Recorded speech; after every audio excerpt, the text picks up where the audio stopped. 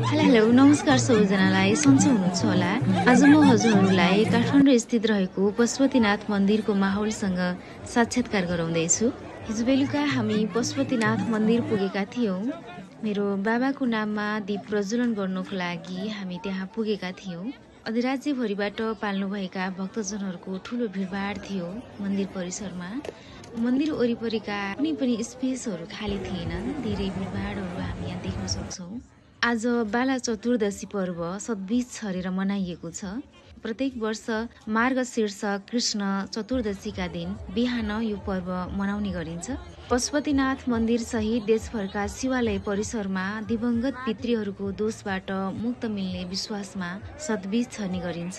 मार्गशीर्ष कृष्ण त्रयोदशीको रातमा दीप प्रज्वलन गरी बसेका भक्तजनहरूले चतुर्दशीका दिन बिहानै दिवंगत पितृहरूको स्मरणमा सद्बीज छर्ने गर्दछन्। सद्बीज छर्न काठमाडौँको पशुपतिनाथ मन्दिर सँगसँगै अन्य शिवालयहरूमा अघिल्लो दिनदेखि नै मानिसहरूको ठुलो भिडभाड हुने गर्छ।